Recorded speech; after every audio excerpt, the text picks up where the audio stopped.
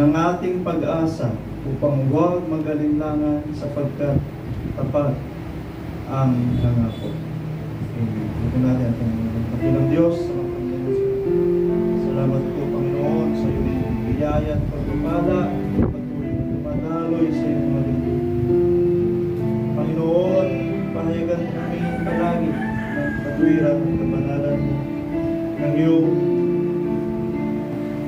kapangyarihan at ng iyong kaluwalhatian upang kami sa aming mga sarili, O Diyos, ay magsipagtagumpay sapagkat ito ang aming tinitingala ng iyong mga salita, O Diyos, ang aming kinakapitan sa pamagitan ito. Kami nga ay magsisipagtagumpay sapagkat hindi lang sa pagsunod namin kami ang kailangang maganap, kundi kailangan din naman natalugdan mo kami at ang iyong kapangyarihan at ang iyong pamamagitan, O Diyos, ang manahan sa amin upang kami ay magsipagtagumpay sa aming mga paglilingkod. O Diyos, salamat po na sa aking mga kapatid na ito, ikaw po ang nangunguna at nananahan sa aming mga puso at isipan. At kami nga, O Diyos, ay narito nananatiling tapat sa aming pagkakatiwala sa iyo, Diyos. Ang kapahayagan nito, Panginoon, ang bunga nito ay ang aming pagsunod. Salamat po sa biyaya mo. Salamat po, Panginoon, sa iyong kagandahang loob at kabutihan na sa amin, O Diyos, ang siyang namamagitan upang makilala namin ang lubos ang kaluwalhatian mo at ang iyong magandang puri ka namin at pinasalamatan sa lahat ng mga bagay sa pangalan ng Jesus. Amen. Amen. Praise the Lord. Hebrews chapter 10 verse 23.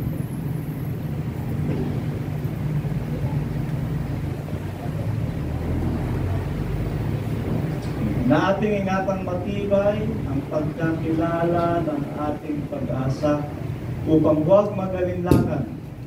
Huwag magalinlangan sapagkat tapat ang nangako. Amen. Tapat ang nangako sa atin. Kaya lahat ng mga bagay na inaasahan natin sa pananampalataya ang siyang pangyayarihin ng Diyos. Amen. Kaya inaasahan natin ang pagliligtas ng Panginoon. Amen? Ang pagliligtas ng Panginoon. Ito pala yung gusto kong sabihin kanina. In-inform ako ni Sister Vicky na si Putin daw galit na kay Trump. O, galit or siguro nayayabangan. May kita ito sa Newsweek magazine, CNN, binalitan na rin ng CNN, andyan sa internet, nakikita nyo, na siguro nayayabangan si Putin kay Trump. Amen. At marami siyang ayaw kay Trump. Sabi niya, baka daw susubukan ni Putin yung visa ng nuklear ngayon. Susubukan niya kay Trump yung nuklear. Balita, amen. Pero hindi natin, alam natin mangyayari ang mga digmaan niya, pero panahon ang magsasaysay. Pero yung mitsa ay nandyan na. Amen? Galit yung leader doon sa isang leader, ayon sa nakasulat sa banal na kasulatan. Amen? Yung oso, the bear, ano siya yung talagang gagawa ng may kapalaluan sa maraming mga bansa. Ano yung uso. At yan ang simbolo ng Russia. Amen? Simbolo ng Russia. May nakaambang mangyari. Hindi natin alam kung kailan mapupuno itong si Putin. Amen? Kaya siyempre, ang Amerika hindi rin papayag na ganun-ganunin siya. Kaya hindi natin inaasahan ng mga hindi natin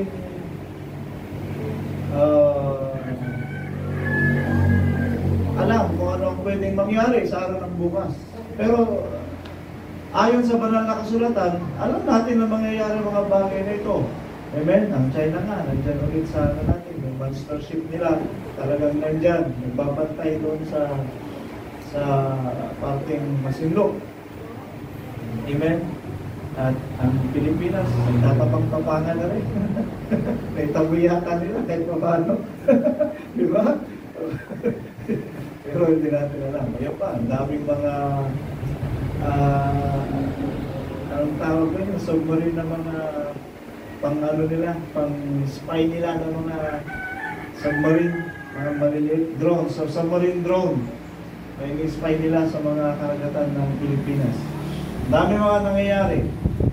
Amen. Last week,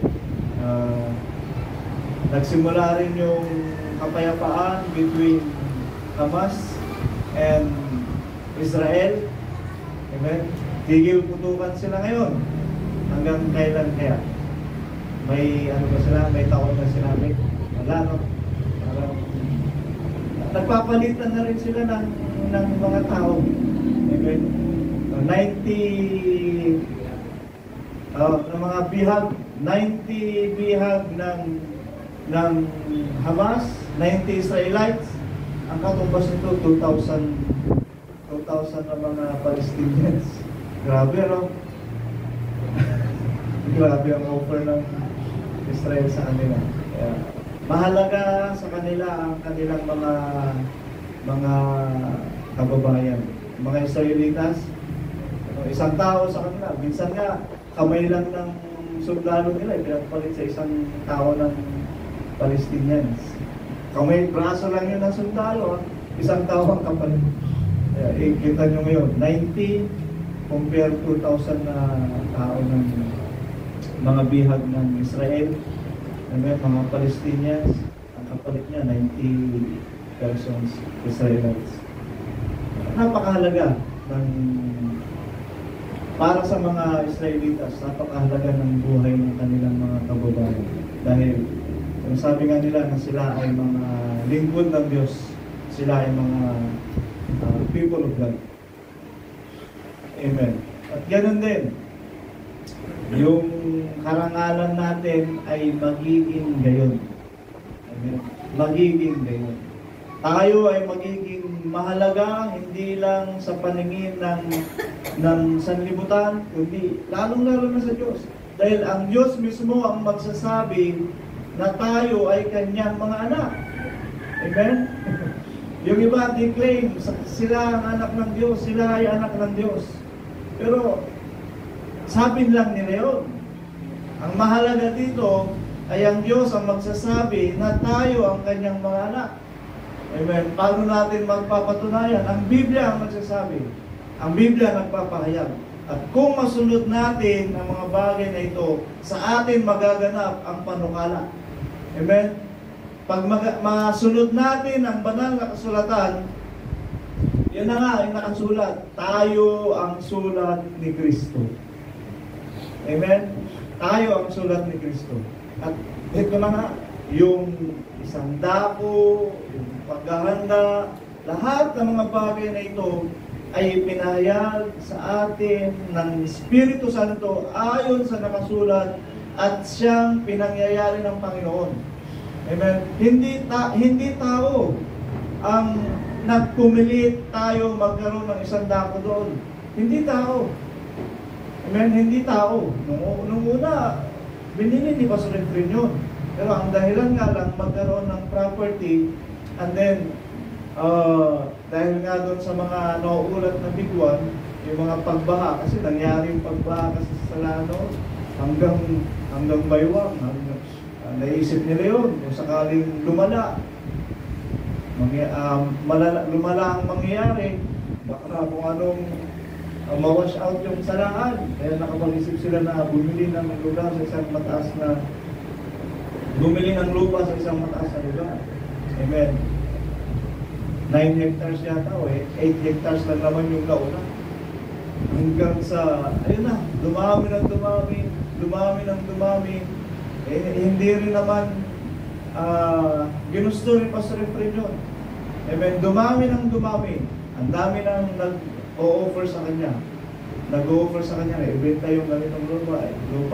Hanggang sa, ayun na rin, sumasabay na rin yung turo at aral patungkol sa paghahanda. Amen. Patungkol sa paghahanda.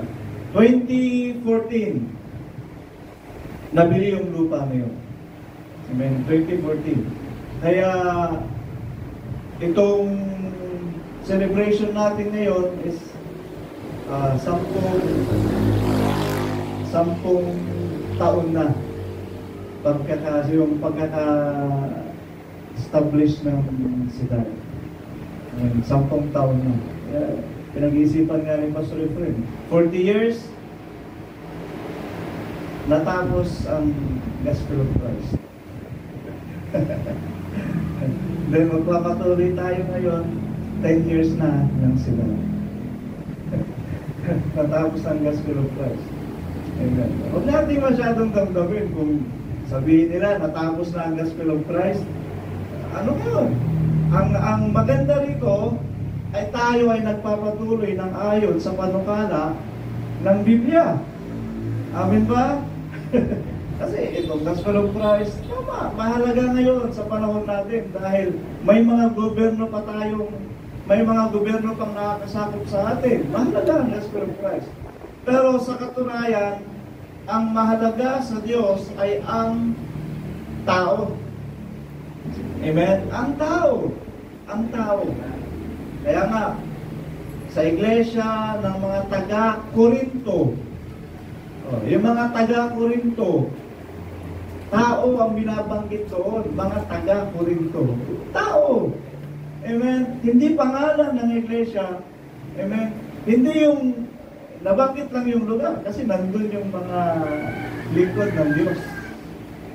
Amen? Wag tayong magdamdam kung darating ang panahon, papalitan na yung banner natin, Cedar. Amen. Cedar. Actually, sa kanila, may meaning na yan. Yung Cedar, may meaning na yan. May ibig sabihin na. Amen. Pero, yun na nga, Cedar na siyang naluwalhatian ng Panginoon. Ayun. Government of Christ. Hindi pa rin nawala yung GLC. Government of Christ, Cedar. Amen. Mangyayari mga bagay na ito. Sa atin, pinangyayari ng Diyos. Tayo nga ay sulat ni Kristo sa panahon na ito. Amen. Sa atin nagaganap ang panukala ng Diyos.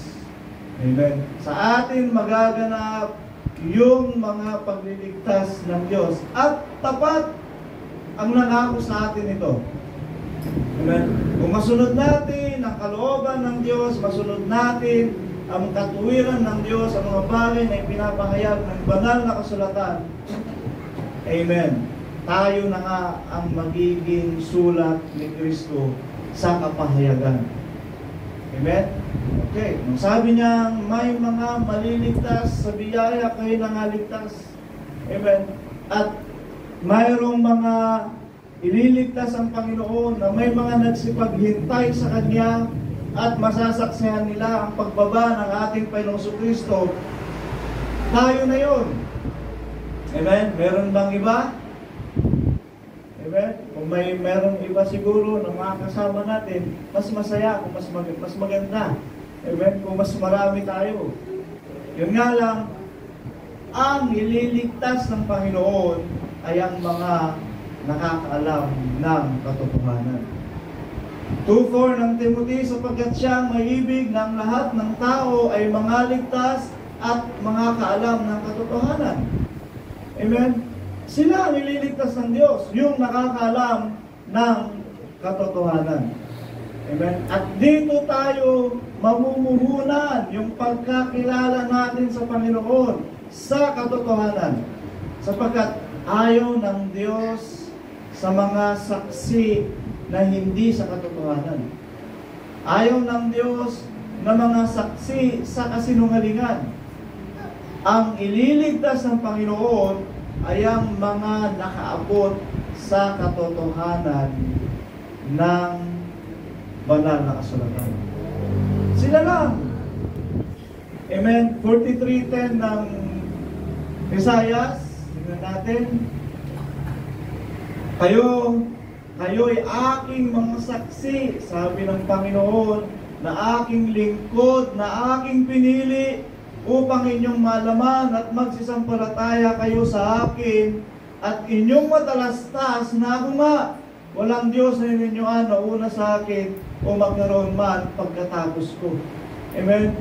Sa pagkakilala natin sa Panginoon, dahil nagpakilala siya sa atin, na siya ay isang Diyos, at yung kaluwalhatian ng Panginoon na nahayag din naman sa atin, amen, na ang kaluwalhatian ng Diyos ay kay Kristo. Amen. At ito ang kapahayagan sa atin, yung pagkakilala natin sa hiwaga ng Diyos at sa hiwaga ni Kristo. Na paano naging isa ang tatlo? Paano naging iisa yung tatlong kapahayagan? Dahil, tatlong kapahayagan ba? Dalawa lang. Dalawa lang. Sa kanila kasi tatlo. Amen. Yung dalawang kapahayagan, sige, sama na natin yung isa para hindi naman kawawa. Amen. Ang Diyos ay nagkatawang tao. Yun na. Amen. Yun na. Ang Diyos ay nagkatawang tao. Walang ibang nagkatawang tao kundi ang Ama. Amen. At ito ang ipinakilala sa atin ng Diyos sa pamagitan ng pagpapahayag upang tayo'y magsisampalataya. At ito, tayo ngayon ay saksi sa katotohanan. Amen? At ang pagiging saksi natin sa katotohanan ang siyang dahilan kung bakit tayo pinili ng Diyos. Ang hirap, magandang isipin. Amen? Pero parang nagmamalaki na ba tayo? Hindi. Amen? Lahat ng ito ay pinapahayag natin sa pamamagitan ng ating Panginoong Jesucristo. Na sa Kanya ang pagpipili, sa Kanya ang pagtatalaga, sa Kanya ang pagtawag. Siya ang may dahilan ng lahat ng ito. Amen? Kahit sino naman ang piliin ng Diyos. Basta ang Diyos ang pumili. Amen? Maging sa paghihirang ng Panginoon, sa pagtatalaga ng Diyos, hindi natin minsan maisip. Amen? Dahil ang kaisipan ng tao ay iba sa kaisipan ng Diyos. At ang panukala ng tao ay iba sa panukala ng Diyos. Amen? Kaya kung sa iglesyang ito, sumasampalataya tayo sa Diyos na siyang ulo ng iglesyang ito at tayo ay Kanyang katawan, sa Kanya ang pamamahala sa lahat. Siya ang maglalagay, siya ang magpipili, siya ang hihirang. Amen. At kung may anumang bagay na laban sa Diyos, siya rin ang mag-aalis. Amen. Hindi tayo. Wala tayong karapatan pagdating sa iglesia ng Panginoon. Amen. Pagdating sa iglesia ng Panginoon. Pagdating sa hari, tao, may karapatan o may tungkulin ng tao. Amen. Darating ang eleksyon. May karapatan ng tao kung sino ilagay niya. Pero pagdating sa spiritual, pagdating sa iglesia, pagdating sa katuwiran, wala tayong karapatan. Ang Diyos ang may pamamahala sa lahat ng ito. Siya maglalagay, siya mag-aalis. Amen? Maging kung ano ang magiging ipangangaral, siya magpapahayag. Amen? Kung may mga pagbabago, hindi naman pagbabagong hindi sang-ayon sa salita ng Diyos, kundi pagbabago upang maganap kung ano ang panukala. Amen? Pagbabago, mayroong pagbabagong mangyayari. Bakit? Itatatag ng ating Panginoong Kristo ang kanyang kaharian dito sa lupa. Magbabago ang lahat. Amen? Batas na nga lang. Sa batas pa lang, magbabago na.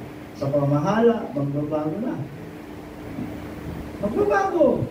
At yun ang inaasahan natin. Ayon sa ating Panginoong Jesucristo. 10:23, balikan natin. Pinili tayo ng Diyos maging saksi sa katotohanan. English, tignan natin.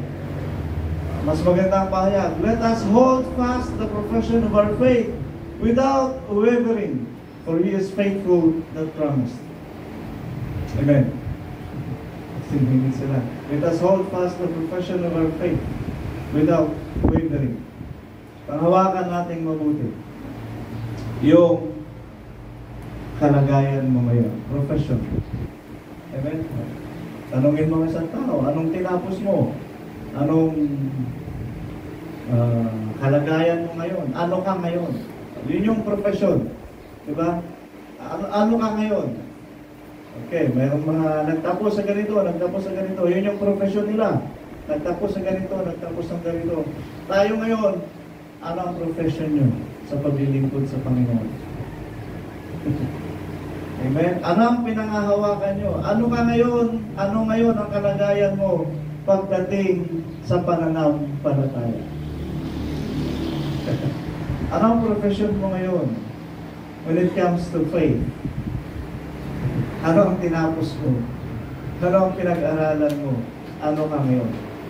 Pagdating sa pananampalataya, naituro ko na sa inyo, dati, ang ating pananampalataya ang magiging dahilan upang ang ating pangalan sa aklat ng buhay ay maisulat.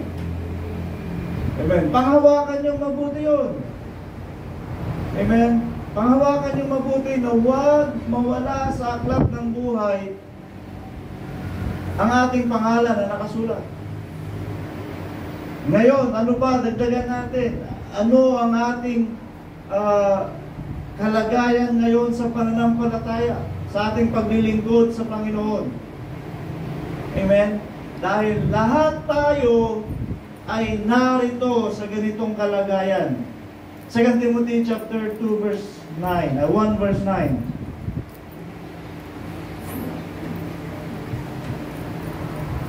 Na siyang sa atin ay nagligtas at sa atin ay tumawag ng isang banal na pagtawag. Hindi lang mga tagapagturo yan. Lahat tayo. Lahat ng nakarinig ng pagtawag ng Diyos. Lahat ng nakaunawa ng ebanghelyo ng ating Panginoon. Mayroong isang banal na pagtawag. Amen. Banal na pagtawag. Bakit? Dadalhin tayo ng Diyos sa isang banal na bayan. Amen? For you are a chosen generation, a holy nation, a royal priesthood, a peculiar people, that we should show forth the praises of Him who hath called you out of darkness into His marvelous light. Amen? Itinakda tayo ng Diyos sa isang banal na pagtawag upang dalhin tayo sa isang banal na bayan. Isang banal na pagtawag, hindi ayon sa ating gawa, kundi ayon sa Kanyang sariling akala at biyaya na ibinigay sa atin kay Kristo Jesus buhat pa ng mga panahong walang hanggan. Amen? Tayo ay tinawag ng Diyos sa isang banal na pagtawag. Isang karangalan. Banal ang tumawag sa atin. Banal ang kanyang pagtawag. So let us then be holy. Amen. Sanctify us by your word, for your word is truth, and your word is holy. Amen. Ganito tayo tinawag ng Diyos, isang banal na pagtawag. Hindi basta-basta. Mayroon tayong pupuntahan, mayroong pagdadalhan sa atin ang Diyos. Amen. May pagdadalhan sa atin ang Diyos. Yung banal na pagtawag na yun. Saan ba? Dadali ng Panginoon. Dadali niya tayo na tayo ay kanyang titipunin, kanyang ililigtas para sa pagpapanibagong lahi. Amen. Siyempre, kung ikaw magpapabreed ka magtitira ka ng breed ng iyong alaga, siyempre yung maganda. Amen? Alam nga naman, magpapalahi ka ng breed yung puro galis na magpaparami ka ng breed ng aso mo, puro galis. Hindi, yung pipiliin mo yung magandang klase. Amen? Kaya tayo sa harap ng Diyos na tinawag niya sa banal na pagtawag ay mahalaga sa Kanya. Amen? Mahalaga sa Panginoon. Kaya tinawag na tayo ng isang banal na pagtawag ayon sa Kanyang akala. Philippians chapter 3 verse 14. Nagtutumulin ako sa hangganan sa kanting pala ng dakilang pagtawag ng Diyos na kay Kristo Jesus. Amen? Dakilang pagtawag ng Diyos. English?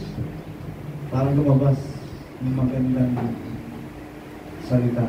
I press toward the mark for the prize of the high calling of God in Christ Jesus. Dakilang pagtawag, mataas na pagtawag, ito ang itinawag sa atin ng Diyos. Amen. Ito ang itinawag sa atin ng Diyos.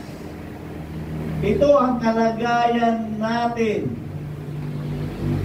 sa harap ng Panginoon. Tayong mga nakakaalam ng munawa,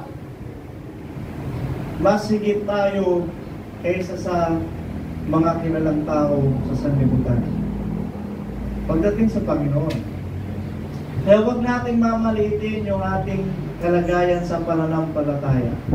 Kahit membro ka lang dito sa GOC, kahit membro ka lang dito, kung alam mo ang katotohanan, amen, at ang kapitan sa lugar ninyo ay hindi marunong magdasal, hindi marunong manalangin, turuan mo siya.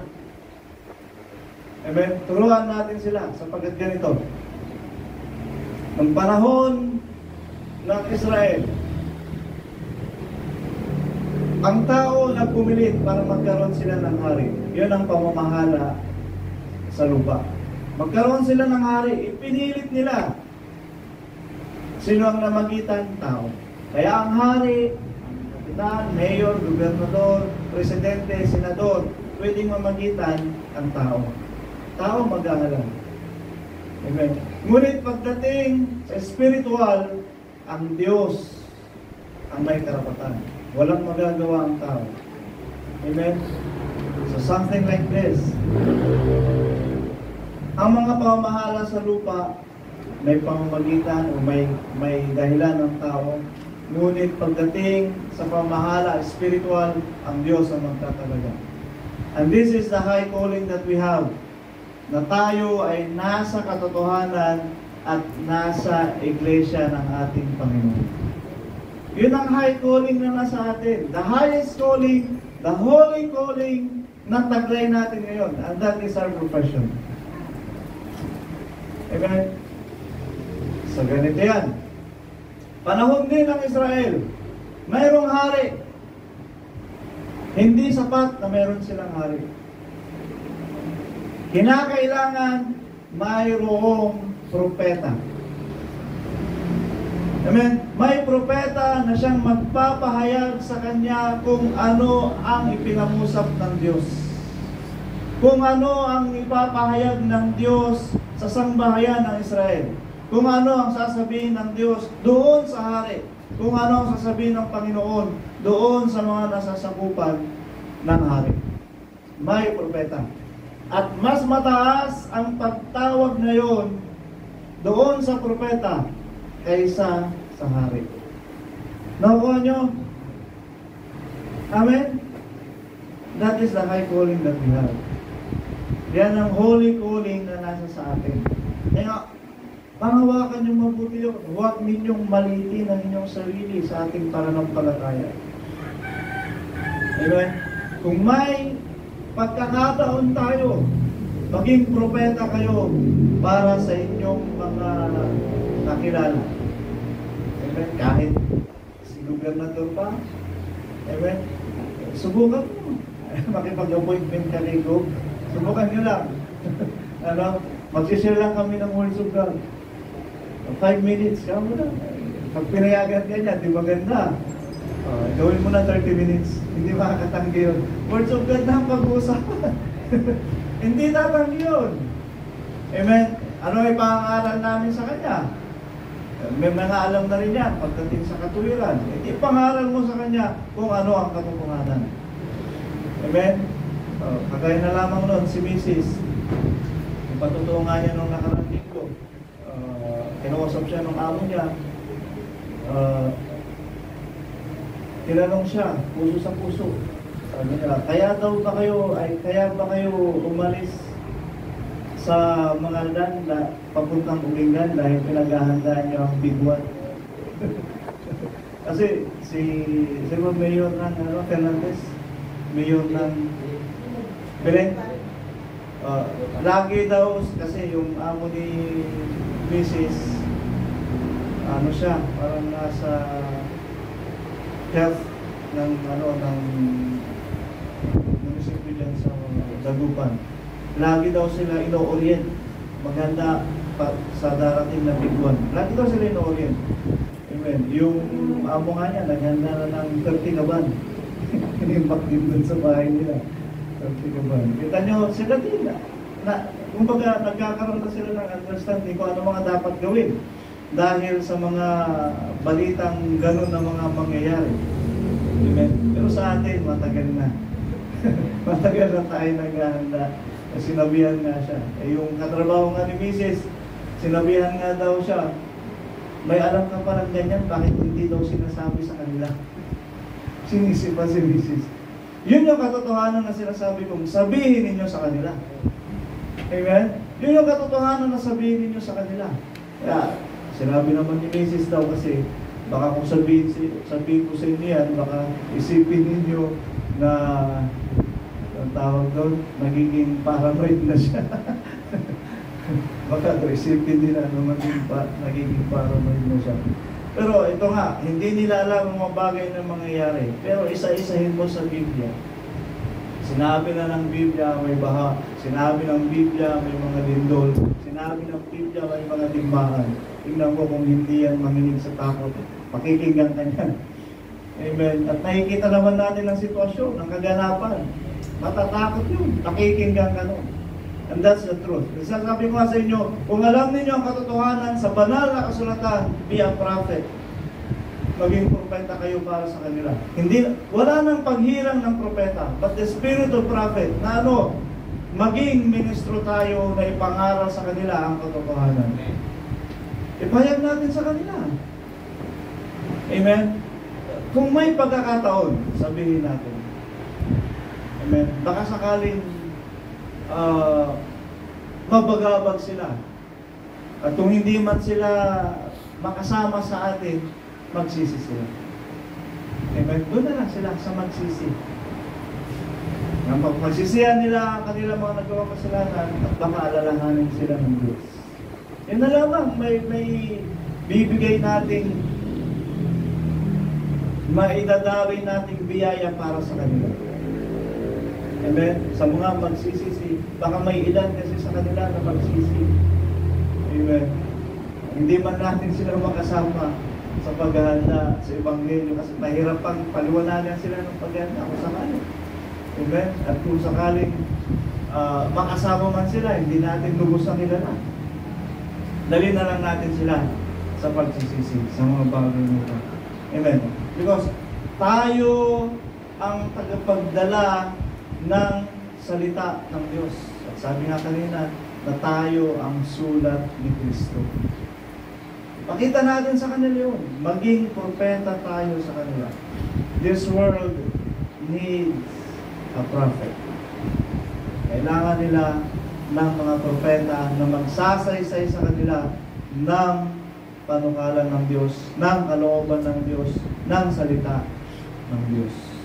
Kasi nga, ang hari, si Haring Saul, kailangan niya ng propeta. Kauna-una ang hari ng Israel. Siyempre, hindi pa niya alam ang gagawin niya dahil baguhan. Amen? Pero kailangan niya ng propeta kung paano subaybayan kung paano gabayan ang sambahayan ng Diyos ng Israel. Maging si David. Amen? Matuwid na siya sa harap ng Diyos. Pero kailangan pa rin niya ng propeta. Dahil ang hari, ito ay ang tao ang naglagay. Amen? Tao ang naglagay. Na ganun din, sabi ko nga, kahit sino na mga kilalang tao dito sa pamamahala, kailangan nila ng propeta. At hindi lang kung sino-sino. Dapat yung nakakaalam ng katotohanan. Amen? Yung nakakaalam ng katotohanan. Maganda na magkaroon tayo ng mga ganitong bagay. May mga nalalaman na rin ako kasi mga munisipyo, nagtatawag sila ng mga ministro, parang magbabasa sa kanilang flag ceremony, magbabasa, parang inspirational talk pagdating sa salita ng Diyos. Amen. Pero kung mas maganda kung sino-sino lang kasi yung mga nandun mas maganda kung ang nagdadala ng katotohanan ang maging propeta para sa kanila. Maging propeta tayo. Amen. Na sa mga bagay na ito, purely the Word of God ang may hayag. Sa pagkatayong kapagdala ng salita ng ating Panginoon. Romans 15:16. That I should be the minister of Jesus Christ to the Gentiles, ministering the gospel of God, that the offering up of the Gentiles might be acceptable, being sanctified by the Holy Ghost. Amen. Minister of Jesus Christ. Ito nga, tayo ngayon ay ministro ng ating Panginoong Jesucristo. Hindi lang ito para sa atin. Pwede kayong maging ministro ni Kristo basta ang katotohanan ay nauunawaan nyo. Amen? Nauunawaan natin ang lahat ng mga bagay na ito. At ito ang kahalagahan ng ministro ni Kristo. Amen? Napakahalaga natin sa sanlibutan na ito. Amen? Nagaya na lamang yun, yung senior kanina, si Cornelio. Amen? Kung walang ministro na nagdadala ng aral ng katotohanan, walang pupuntahan si Cornelio. Amen? Hindi sila mapapahayagan ng kaligtasan. Kaya napakahalaga natin, mga ministro ng katotohanan. Amen? Ipakilala natin ang kapahayagan, ang katotohanan sa kanila na mga binulag ng sanlibutan na ito. Amen. Napakahalaga natin. Yung isa nga, yung mayaman nga Ganon din. Amen. Pinuntahan niya sino pinuntahan mayaman? Pablo? O si Pedro? Ay, si Cristo. Si Jesus Christ. Nasabi na doon, ipagbili mo ang lahat ng iyong ari-arian at ipamigay mo sa mga mahihirap. Malikot. Amen. Napakahalaga natin. Tayo ang magsasaysay sa kanila ng katotohanan. Tayo ang maghahayag sa kanila ng katuwiran ng Diyos. Kaya mahalaga ang ginagampanan natin sa sanlibutan na ito. And our profession ay napakataas. Amen? Napakataas. Dahil ang dala natin ay salita ng Diyos. Ang aral ng katotohanan sa salita ng Diyos. 2 Timothy chapter 3 verse 16.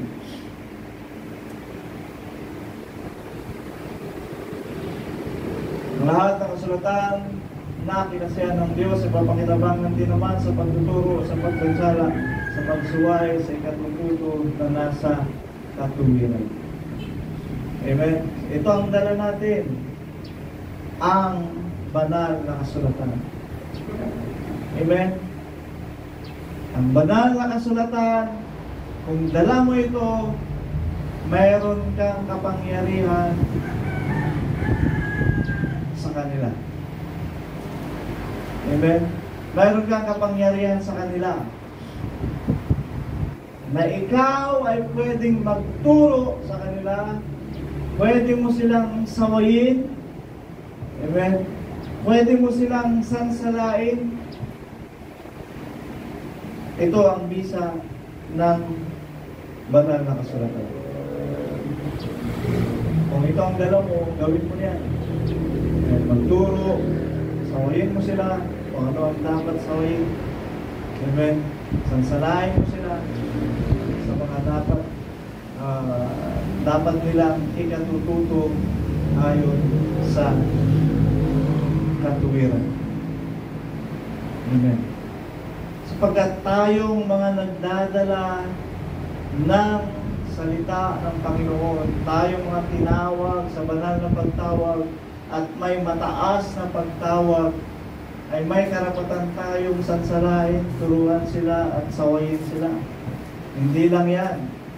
Mayroon din tayong kapangyarihan upang, kapangyarihan ba tawag doon?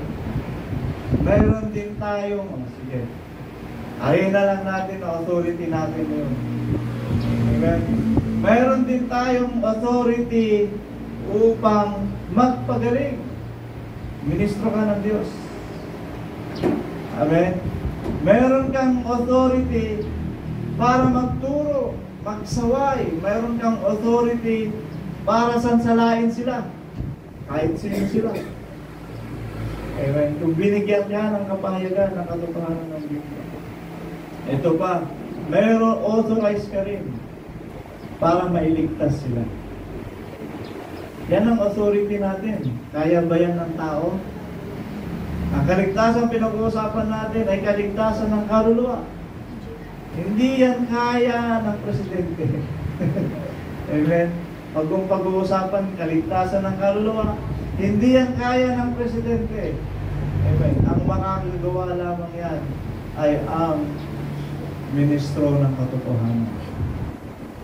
Amen? Ang nagdadala ng katotohanan. Mayroon tayong authority dito. Amen.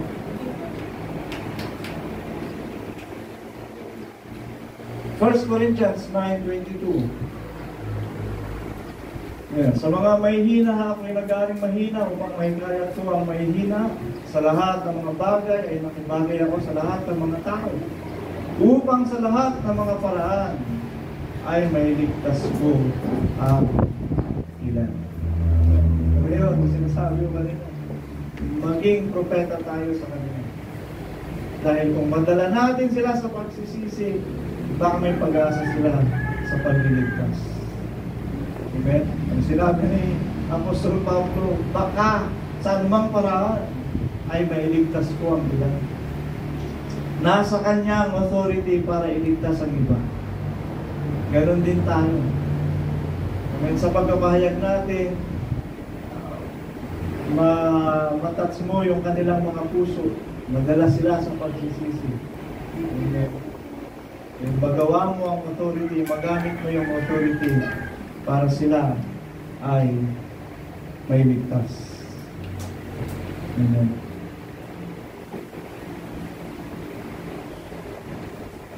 Upang sila ay may ligtas. Ito ang authority na nasa sa atin, ayon sa pagtawag ng Diyos. Sa pananampalatayang ito, taglay natin ang isang napaka-marangal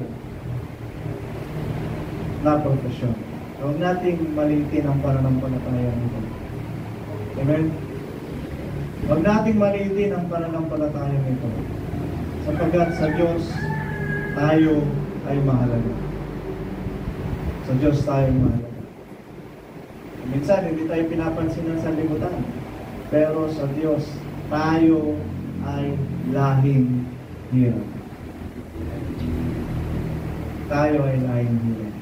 Kaya kung ano man yung kalagayan natin sa buhay na ito, huwag tayong,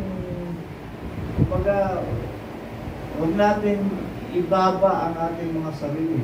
Janitor ka ng school, tapos alam mo ang katotohanan sa Biblia, iangat mo ang sarili mo. Mas mahalaga ka sa Diyos kaysa sa kanila. Amen. Ang gusto ko lang sabihin dito, huwag natin ibaba ang sarili natin. Amen. Tayo ay mga mananampalataya ni Kristo. Mahalaga tayo sa harap ng Diyos. Amen. Tayo ay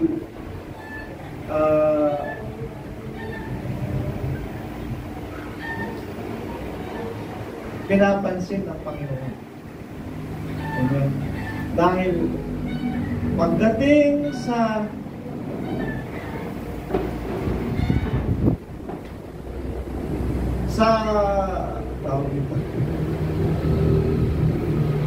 pagdulog sa Panginoon. Amen. Hindi naman lahat ng Israelitas nakakaharap sa holy place, a holy of holies. Amen. Ang nakakarating lang doon ay yung mga priest. Amen. The high priest. Sila magdadala ng kanilang handog. Dadalhin nila doon sa holy place. Amen. Ganon tayo. Tayo ngayon, ganon ang ating kalagayan. Tayo, anytime, pwede tayong dumulog sa Panginoon. Amen. Kaya nga, sa darating na panahon, tayo ay tatawagin sa isang katawagan, Royal Priesthood. Amen. Dahil ang pagkasaserdote, ang pagkahirap na ito ay nasa atin. Malaya tayong dumulog sa Panginoon, malaya tayong makapaghandog sa Kanya ng handog na susunugin ng ayon sa espiritual o ayon sa material, magagawa natin ang mga bagay na ito na walang kautusan na pumipigil sa atin, sapagkat nasa atin ang katuwiran ng Diyos. Amen? Nasa atin ang katuwiran ng Diyos. Yung batas patungkol noon na hindi ka makarating sa dambana, sa banal na dambana, wala na yun, sapagkat tayo ngayon ay nasa pananampalataya at nasa katuwiran ng Diyos. At ito ang katuwiran ng Diyos. Kung ikaw ay pinili at hiniram ng Panginoon, wala nang agam-agam sa sarili mo. Amen. Huwag ka na mag-alinlangan sa sarili mo.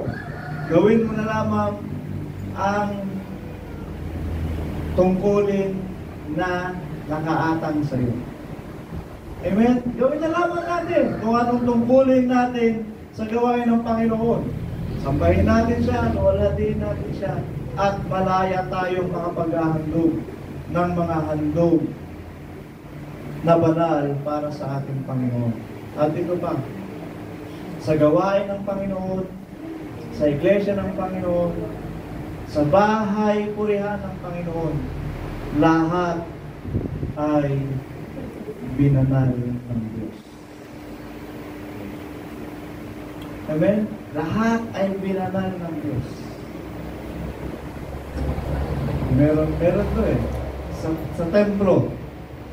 Sa templo ng Diyos, panahon ng mga Israelitas, lahat doon binanal. Huwag mong paglalaruan, huwag mong hariin. Baliwala.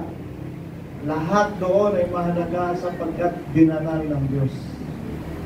Meron nga saserdote, pinaglaruan yung isang bagay sa templo ng Diyos. Parang yung kamangyan.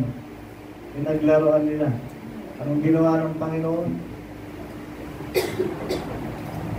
Nilipol sila ng Diyos. Amen? Kaya tayo sa iglesia ng Panginoon, sa harap ng Panginoon, amen? Binanal tayo ng Diyos. Kaya huwag niyong ariin sa sarili ninyo na hindi tayo karapat-dapat na lumapit sa Diyos, hindi tayo karapat-dapat na dumulog sa Diyos, hindi ka karapat-dapat na gawin ang paglilingkod sa Panginoon. Hindi ganoon. Sapagkat binanal tayo ng Diyos, malaya tayo ngayon makapagluwalhati sa Panginoon. Malaya tayo ngayon gumawa ng ating gampanin sa gawain ng Panginoon. Kung gusto niyo maging propeta, magpahayag, mangaral ng katotohanan, gawin natin. Ito ang tungkulin natin. Huwag niyong sabihin na hindi mo kaya, huwag mong sabihin na hindi ka karapat-dapat. Kung ito ay ayon sa banal na gawain, karapat-dapat mong gawin ang mga bagay na ito. Amen. Huwag mong angkinin sa sarili mo na hindi ka karapat-dapat. Pagkat sasabihin ko nga, tayo sa katawan ni Kristo, tayo sa gawain ng Panginoon, ay binanal ni Kristo. Amen. Sa pamagitan ng kanyang dugo. Kaya huwag niyong ariin na hindi tayo karapat-dapat sa Panginoon. Amen. Ang inyong pagsunod, ang inyong pagpapakababa, ang inyong pagiging maamo, ang inyong pananampalataya, ang bumabanal sa atin. Lalo na ang salita ng Diyos, ang bumabanal sa atin upang tayo ay maging karapat-dapat sa upasan ng Panginoon. Amen? Kaya nga, magpaalalahanan tayo sa isa't isa. Huwag ninyong ariin na hindi walang halaga. Huwag ninyong ariin na walang halaga ang isa sa atin. Amen? Kundi bagos magpaalalahanan tayo,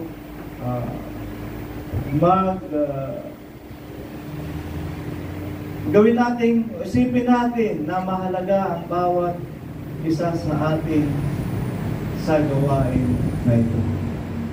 Amen? Sapagkat tayo ay binanal ni Kristo at karapat-dapat sa banal na pagtawag ng Panginoon. Amen. Kaya hold on fast. Panghawakan ninyong mabuti ang profesyon natin sa ating pananampalataya. Huwag niyo sabihin, janitor ka lang ng eskwelahan, tapos mamalitin mo lang sarili mo. Amen. I'm just saying. Amen. Huwag. Hindi pakita natin na tayo ay lingkod ng Diyos at pwede tayong maging propeta para sa mga hindi mananampalataya. O kahit sa mga mananampalataya na hindi sa katotohanan, pwede tayong maging propeta para sa kanila. Dahil ito ang mensahe ng Diyos, ng lahat ay mga ligtas at mga kaalam ng katotohanan. Tayo na nagdadala ng katotohanan ay makapagpapahayag sa kanila ayon sa panukala at kalooban ng Diyos. Amen. Kahit sino sila, kahit hari, kahit prinsipe, amen, kahit presidente, nasa atin ang katotohanan ng pagpapahayag ng salita ng Diyos. Tayo po yung magsitin natin.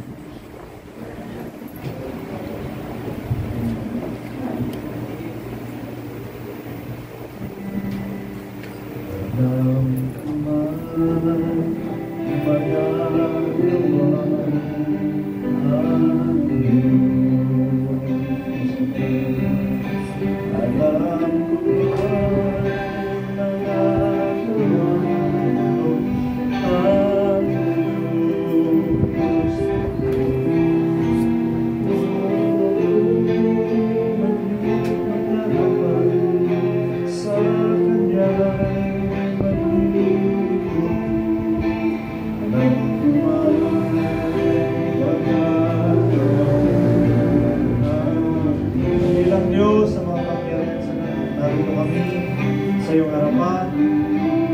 O Lord, na patuloy sa aming pagpapakababa, patuloy, O Diyos, sa aming pagnanais, pagnanasa, na makasunod sa katuwiran mo at sa kabanalan mo, na maganap namin ang mga salita mo upang mangyaring nakasulat na kami nga ng iyong mga kasulatan. At sa mga bagay na ito, kami, O Diyos, ay nagiging kaganapan ng iyong banal na salita. Pero, O Diyos, sa pagpapakababa, kami dumudulog na patuloy. Lukuban mo kami palagi ng iyong presensya. Pangunahan mo kami lagi ng iyong Santong Espiritu. O Diyos, na sa aming mga sarili ay lagi kaming maging handa sa kung ano ang nararapat at matuwid na bagay upang maging kalugod-lugod kami sa iyong harapan. Sa pananampalataya, kami nagsisitibay sapagkat ang iyong salita, O Diyos, ay kaganapan sa amin. Ang iyong salita, Panginoon, ay nagiging patotoo sa bawat isa na kami, O Diyos, ay pinagpapahayagan mo sapagkat ayaw mo kami na ipapahamak, kundi ikaw ang may ibig, O Diyos, na kami ay makaligtas at makalam ng katuparan. Kaya lagi kami, Panginoon, nagsasaliksik at umunawa ng mga nakasulat at kasulatan na ito sapagkat ito ang aming gaway, ito ang aming kapayapaan at kapanatagan. At lahat ng ito, Diyos, ay may kaganapan sapagkat ang kapangyarihan mo, Diyos, ang namamagitan upang maganap ang lahat ng mga bagay. Kaya, Panginoon, ang iyong katwiran ay nananahan sa amin. At ito rin naman, Panginoon, ang sa amin ay nagudyo upang maganap namin at masunod namin ang iyong mga salita. Panginoon, nalangin ko, Diyos, mga aming kapatid, O God, na aming kasambahay sa pananampalatayang ito, sa lugar na ito, hindi man namin sila kapiling, sila man ay nanonood sa mga online, O Diyos. Dalangin namin na pagdaluyin mo, Panginoon, ang Espiritu Santo ng kapurihan mo, O Diyos. Nataglayin namin ito sapagkat ikaw ang tumawag sa amin, ikaw ang humirang sa amin at sa pamagitan nito, ikaw din ang magpapahayag at magiging kaluwalhatian, O God, sa mga nagsisisunod sa iyo. Kaya, Panginoon, sa lahat ng ito, dinadalangin namin ang pagkaisahin mo kami sa isang pananampalataya, sa isang gawa, sa iyong paghirang at sa iyong kapurihan. O God, patuloy mo nawa, O Diyos, pagpalain ang bawat isa sa amin, na dumaloy ang biyaya na maganap namin, Panginoon, ang katuwiran. Saan man kami pumaroon, ano man ang aming mga ginagawa, sino man ang aming mga pangarap, ikaw nawa, Panginoong Jesus, ay maging kapuyan para sa amin. Lalong-lalo na maging kapahayagan ng salita ng katotohanan. O Diyos, nasamba ka namin at pinupuri ang kapuyan mo, Diyos. Patuloy na mahayag. Magdaan ang katuwiran mo sa bawat isa. Diyos, dalangin ko ang pag-iingat mo sa bawat isa sa amin. Ang bendisyon mo upang maganap namin ang lahat ng mga bagay ayon sa iyong mga salita.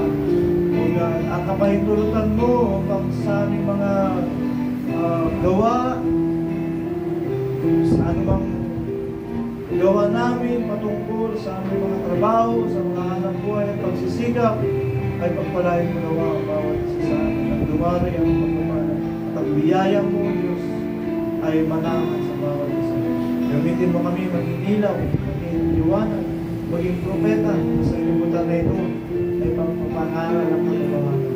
At manalo ka sa amin ang pag-iingat mo, ang kagalingan mo, ang katuwiran mo, O Diyos, at ang iyong Santong Espiritu na kapahayagan ng iyong kapangyarihan sa buhay namin at siyang patutuo sa aming paglilingkod. Salamat po sa biyayang ito. O God, bigyan mo ng katuwang kapayapan, kailangan ng bawat isa na kami, O Diyos, patuloy na nagtatagumpay dahil sa iyong pamamagitan sa bawat isa. Purihin at luwalhatiin ka sa pangalan ng Jesus. Amen.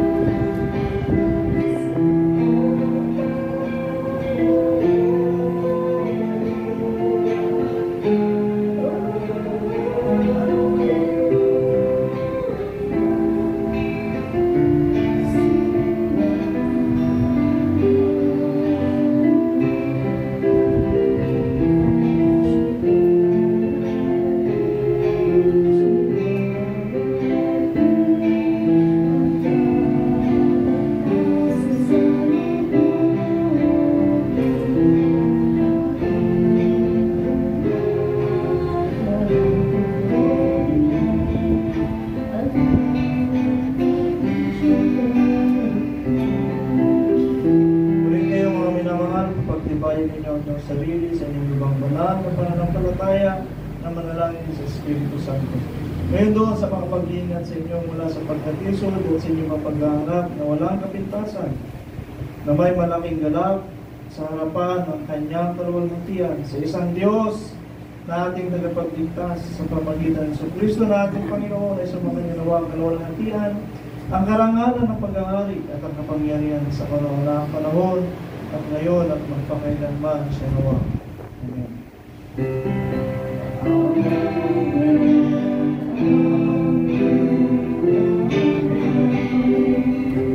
God bless you.